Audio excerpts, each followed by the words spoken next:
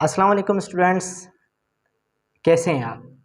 This is mister 360 और ये है आपका अपना चैनल मिस्टर 360।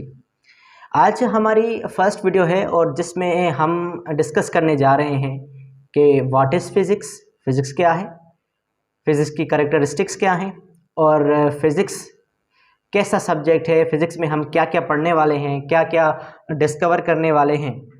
इसके बारे में आज इंशाअल्लाह डिटेल से डिस्कस होगी। बच्चों, फिज़िक्स पे आने से पहले या फिज़िक्स की डेफिनेशन पे आने से पहले मैं चंद बातें आपसे करना चाहूँगा। वो ये बातें हैं कि फ़िज़िक्स बहुत ज़्यादा ही इंटरेस्टिंग सब्जेक्ट है। आपको ये सुनने में ज़रा यानी कि अजीब सा लगता होगा क्योंकि मोस्टली स्टूडेंट्स को फ़िज़िक्स में काफ़ी डिफ़िकल्टी होती है, काफ़ी उनको न्यूमेरिकल समझ में नहीं आते, उनकी मैथमेटिकल प्रॉब्लम्स या उसके अलावा कोई थ्योरी में भी कोई स्टूडेंट जो होते हैं वो सही तरीके से जो है वो हैंडल नहीं कर पाते। तो मैं आपको बताता हुआ चलूँ कि फ़िज़िक्स जैसा इंटरेस्टिंग सब्जेक्ट शायद ही कोई हो। फ़िज़िक्स बेसिकली समझने और समझाने की बात है। अगर आपको फ़िज़िक्स समझ नहीं आती या फ़िज़िक्स में मज़ा नहीं आता तो या तो आप पढ़ने में गलती कर रहे हो या उसको समझने में गलती कर रहे हो, या जो आपको समझा रहा है, जो आपका टीचर है, वो आपको ठीक तरह से डिलीवर नहीं कर पा रहा। अदरवाइज़ फ़िज़िक्स बहुत ही कमाल का और लाजवाब और ज़बरदस्त सब्जेक्ट है जिसमें आप कायनात में छुपे हुए जो भी राज हैं, जो भी इंसानों के सामने अब तक डिस्कवर हुए हैं, वो आप उसकी स्टडी करते हो, और जो नहीं भी हुए हैं उनके बारे में भी आप सोचते हो कि शायद ऐसा हो सकता है, शायद ये चीज़ इस तरह हो सकती है। तो इमेजिनेशन की भी बहुत खूबसूरत दुनिया है फ़िज़िक्स। तो फ़िज़िक्स को थोड़ा सा अगर डेफिनेशन से पहले थोड़ा सा हम इसको अंडरस्टैंड करें कि फ़िज़िक्स क्या है। हम अगर कायनात में देखें, कायनात में हर तरफ अगर हम नज़र दौड़ाएं तो कायनात में हमें क्या महसूस होता है। हम अगर रोज़मर्रा ज़िंदगी ही की बात कर लें कि अगर हम बाहर जाते हैं, बाहर दोस्तों के साथ घूमते हैं फिरते हैं, और उसके अलावा जो है अपनी फैमिली के साथ बाहर जाते हैं, या हम अपने घर में ही होते हैं, तो फिज़िक्स जो है वो हमारे घर में मौजूद होती है। हम फ्रेंड्स के साथ जाते हैं वहाँ पर फिज़िक्स होती है। हर जगह आपको फ़िज़िक्स ही फ़िज़िक्स नज़र आएगी। वो कैसे नज़र आएगी? अगर आप देखें, नज़र दौड़ाएं कि फ़िज़िक्स कहाँ कहाँ है। आप देख सकते हैं कि जो गाड़ियाँ हैं वो कैसे चल रही हैं, और उसके अलावा जो है वो ट्रक्स, बसेस, और हम जो है वो पैदल, कोई वॉक करता है, कोई हम चलते हैं, और ग्रेविटी का कॉन्सेप्ट। उसके अलावा घर में अगर हम आ जाएं तो घर में भी हर चीज़ में फ़िज़िक्स आपको नज़र आएगी। जैसे कि मिसाल के तौर पे पंखा है, इलेक्ट्रिक बल्ब है, और जो भी इलेक्ट्रिकल अप्लायंसेस हैं जो भी हम इस्तेमाल करते हैं उसमें आपको फ़िज़िक्स नज़र आएगी। तो फिज़िक्स इतना कोई पेचीदा या कॉम्प्लेक्स सब्जेक्ट नहीं है। फिज़िक्स बिल्कुल इंटरेस्टिंग सब्जेक्ट है, आसान सा सब्जेक्ट है। बात है सिर्फ थोड़ी सी अंडरस्टैंडिंग की। तो इंशाल्लाह हम वो अंडरस्टैंडिंग आज से बनाना स्टार्ट कर देंगे, और ताकि आपको बाद में कोई भी डिफ़िकल्टी फेस ना करना पड़े। स्टूडेंट, जैसा कि मैंने आपको वीडियो के शुरू में आपको बताया कि फ़िज़िक्स कायनात में छुपे हुए राज़ों या जो राज हमें पता चल गए हैं कायनात से मुतल्लिक, उसके बारे में स्टडी का नाम है। तो अगर हम सिंपल लैंग्वेज में बात करें तो सबसे पहले हमें साइंस को समझना पड़ेगा कि साइंस क्या है। साइंस की अगर डेफिनेशन की बात करें तो साइंस की डेफिनेशन है, इट इज़ अ इंफॉर्मेशन और knowledge which obtained from experiment observations, यानी वो इल्म जो तजुर्बात और मुशाहिदात के ज़रिए से हमें हासिल हो, यानी कि एक्सपेरिमेंट के ज़रिए हासिल हो या ऑब्जर्वेशन के ज़रिए हासिल हो, तो उसको हम साइंस कहते हैं। तो साइंस, जैसे कि मिसाल के तौर पर अगर हम न्यूटन की ही बात कर लें तो बड़ा मशहूर साइंसदान है फिज़िक्स का, और कहा जाता है कि फादर ऑफ क्लासिकल फ़िज़िक्स भी न्यूटन ही को कहा जाता है। तो न्यूटन की मुतल्लिक एक मशहूर कहानी है, वो है कि अपने यूनिवर्सिटी और कॉलेज के गार्डन में वो बैठ गए थे और अचानक से उनके ऊपर सेब गिर पड़ा था, और उन्होंने तब ग्रेविटी का जो है वो कॉन्सेप्ट दरियाफ्त कर लिया था। तो न्यूटन ने भी यही दो चीज़ें की थी।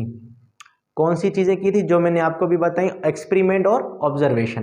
न्यूटन ने क्या किया, इस सेब को गिरते हुए ऑब्जर्व किया कि सेब किस तरह गिरा, उसकी क्या वेलोसिटी थी, यानी कि वो नीचे ही क्यों गिरा, और उसकी क्या, फिर अब उसको पता चल गया कि नीचे ही गिरा तो कैसा मोशन था, लीनियर मोशन था, कैसा सर्कुलर मोशन था, ये सारी चीज़ें जो है ना वो न्यूटन को पता चल गई और न्यूटन ने उसकी मैथमेटिकल कैलकुलेशन निकाल दी और हमें एक फार्मूला भी दे दिया जो यूनिवर्सल लॉ ऑफ ग्रेविटेशन का फार्मूला है, वो जो कि हम आगे जाकर इंशाल्लाह कवर करेंगे। तो साइंस क्या है? साइंस इज अ नॉलेज और information about which obtain from observation and experiment. Science उस इल्म का नाम। चलते हैं हम डेफिनेशन पे और देखते हैं फिजिक्स की डेफिनेशन हमें क्या कहती है। जी स्टूडेंट, सबसे पहले अगर हम फिजिक्स की बात करें, जो लफ्ज है फिजिक्स वो बेसिकली ग्रीक लफ्ज से लिया गया है। जो फिजिक्स लफ्ज है ना वो यूनानी जुबान के लफ्ज, किस जुबान के लफ्ज से? यूनानी जुबान के लफ्ज से। ये आप देख सकते हैं ग्रीक, यूनानी। जैसे हमारी जो है वो नेशनल लैंग्वेज क्या है? उर्दू है और इंडिया में हिंदी बात करते हैं और उसके अलावा जो है जर्मनी में जर्मन बात करते हैं, स्पेन में स्पेनिश। तो इस तरीके से यानी कि यूनान कंट्री की एक लैंग्वेज है जिसका नाम है ग्रीक, वो ग्रीक में बात करते हैं और यूनान को हम इंग्लिश में ग्रीस भी कहते हैं।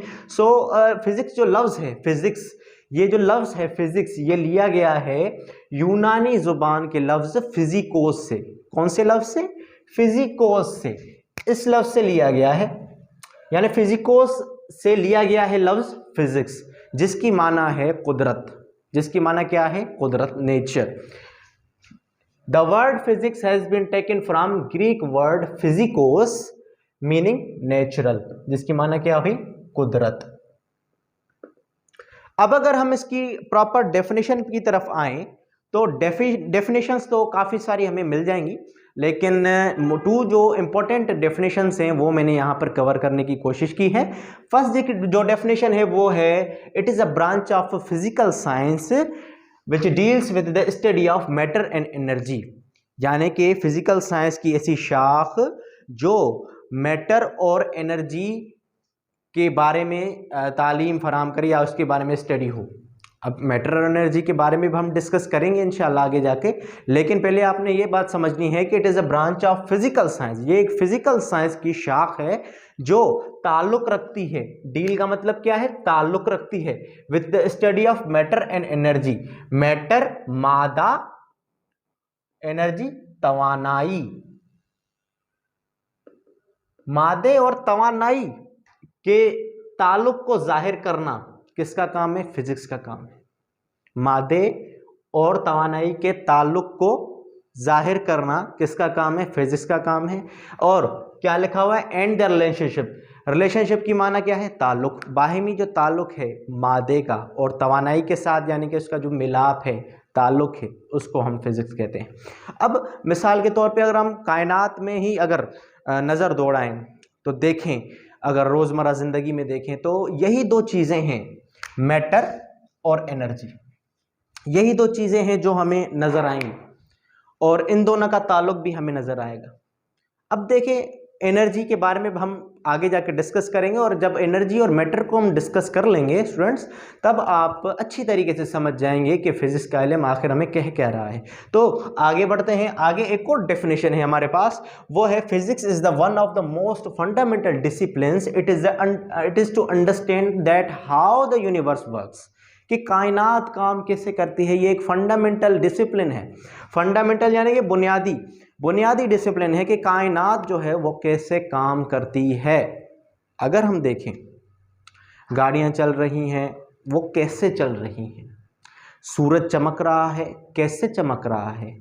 बल्ब जल रहा है, कैसे जल रहा है? पंखा चल रहा है, कैसे चल रहा है? अगर यहाँ पे मैं आपको मज़ेदार बात बताता हुआ चलूँ स्टूडेंट्स, कि अगर केमिस्ट्री का जो इल्म हासिल करने वाले, जिसको हम केमिस्ट कहते हैं, और फिज़िक्स का जो स्टडी करता है उसको हम फिजिसिस्ट कहते हैं, और बायोलॉजी को बायोलॉजिस्ट कहते हैं। अब इन तीनों जो हैं लोगों को अगर हम खड़ा कर दें और इनसे पूछें कि एक गाड़ी है जो यानी कि मूव कर रही है, मोशन में है, तो इनकी जो तीनों की राय होगी वो जुदा जुदा होगी, वो डिफरेंट राय होगी।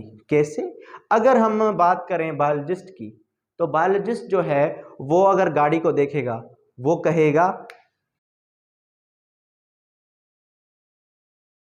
केमिस्ट की बात करें, कीमियादान की बात करें, तो वो गाड़ी को देखेगा और कहेगा कि इसका एंड रिजल्ट क्या होगा, क्योंकि आप जानते होंगे कि जो केमिस्ट होता है वो केमिकल रिएक्शंस करता है और उसकी नज़र जो होती है वो रिजल्ट्स पे होती है। किस पे होती है स्टूडेंट्स?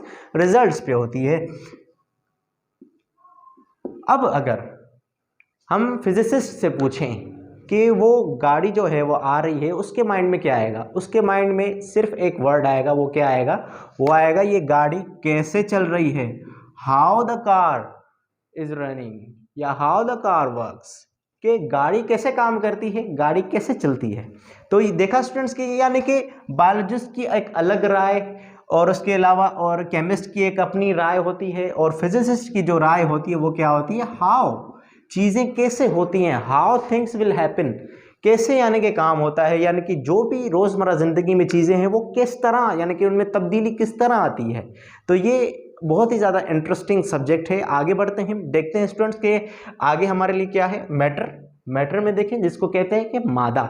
अब मादा क्या चीज़ है? मादे के लिए आपको थोड़ी सी समझने की चीज़ बात है, वो ये है कि anything which have mass space occupies that is called matter. हर वो चीज़ जो जगह घेरे और वज़न रखे उसको हम क्या कहेंगे? मैटर कहेंगे। जिस तरह आप यहाँ पर देख सकते हैं कि मैंने अपना ये हाथ में पेन रखी है। अब इस पेन ने जगह भी कंज्यूम की है और उसके अलावा जो है इसमें वज़न भी है। जो चीज़ जगह भी घेरे और वज़न भी रखे उसको हम क्या कहते हैं? मैटर कहते हैं। Anything which have mass space occupies that is called matter. जिस तरह आप देख सकते हैं कि anything that has mass and occupy space is called matter. हर वो चीज़ जो जगह कंज्यूम करे या फिर घेरे और वज़न भी रखे उसको क्या कहते हैं? हम मैटर कहते हैं। अब मिसाल के तौर पर अगर हम दुनिया में देखें तो हर वो चीज़, चाहे आप सुई का मिसाल ले लें या किसी ट्रक का मिसाल ले लें, दोनों का कंपैरिजन अगर कर लें तो दोनों ही मैटर हैं, क्योंकि दोनों अपनी जगह जो है वो कंज्यूम कर रहे हैं और वज़न भी रख रहे हैं। तो अब आगे चलें, और it is measured in mole and kilogram, यानी कि ये किसमें इनकी पैमाइश होती है, यानी कि इनकी मेजरमेंट किस में होती है? इनकी मेजरमेंट बेसिकली दो यूनिट्स हैं इसके, एक है मोल और एक है किलोग्राम। इन दोनों यूनिट्स में इसकी मेजरमेंट होती है। अगर हम आगे चलें एनर्जी पर, एनर्जी क्या होती है? काम करने की सलाहियत। स्टूडेंट्स अगर कोई आपसे सिंपल वर्ड्स में कोई पूछे कि एनर्जी क्या होती है, एनर्जी को आप ऐसे डिफाइन करेंगे, the ability of body to do work, काम करने की सलाहियत, उसको क्या कहेंगे? हम एनर्जी कहेंगे। Ability of body to do work, capacity of body to do work या capability of body to do work, that is called energy. अब जैसे कि हम देखें अगर एनर्जी के बारे में, ability of body to do work is called energy, यानी कि काम करने की सलाहियत। अब देखें अगर हम अपनी रोज़मर्रा ज़िंदगी का ही जायज़ा लें तो हम काम कैसे करते हैं? हम खाना खाते हैं, हमें एनर्जी मिलती है तभी हम काम कर सकते हैं। रोज़मर्रा ज़िंदगी के स्टूडेंट्स को पढ़ाई करनी होती है और जो है पेरेंट्स जो है वो अब्बू जो है वो उनको जॉब पर जाना होता है, अम्मी जो है वो घर का काम वगैरह, जो भी हर इंसान का जो है वो अपना अपना सिस्टम बनाया हुआ है। हर किसी को अल्लाह ताला ने जिम्मेदारियाँ दे दी हैं, तो उन जिम्मेदारियों को पूरा करने के लिए क्या हमें चाहिए? एनर्जी चाहिए। तो एनर्जी क्या है? Ability of body to do work that is called energy. It is measured in joule. इसको हम किस में मेजरमेंट करते हैं? जोल में करते हैं। जोल एक यूनिट है जो हम आगे जाकर इंशाल्लाह ऐसा यूनिट्स जब हम पढ़ेंगे फिजिक्स में तो इंशाल्लाह इन चीज़ों को हम डिटेल में समझने वाले हैं। इंशाल्लाह इस चीज़ को फिर हम क्लियरलीफाई कर पाएंगे और समझ पाएंगे और डिफ्रेंशिएट कर पाएंगे कि ये चीज़ें क्या चीज़ें होती हैं और उनको कैसे इस्तेमाल में लाया जाता है। ठीक है स्टूडेंट्स, तो इट इज़ मेजर्ड इन जोल, ये जोल में जो है इसकी पैमाइश होती है। तो उम्मीद है कि आपको ये चीज़ें समझ में आ गई होंगी। अगर हम थोड़ा सा रिवीजन कर लें कि फिजिक्स हमने पढ़ ली थी। फिजिक्स क्या है? Physics is a branch of science which deals with the matter and energy and the relationship.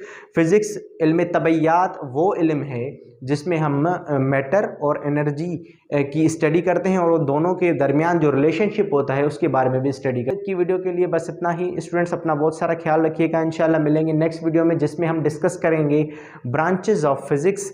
इंशाल्लाह डिटेल में इसकी डिस्कशन करेंगे और तब तक के लिए अपना बहुत सारा ख्याल रखिएगा। चैनल को सब्सक्राइब कीजिएगा और बेल आइकन को भी दबा दीजिएगा और इस वीडियो को लाइक और शेयर भी कीजिएगा। Thank you so much. तब तक के लिए अपना ख्याल रखिएगा। अल्लाह हाफिज़।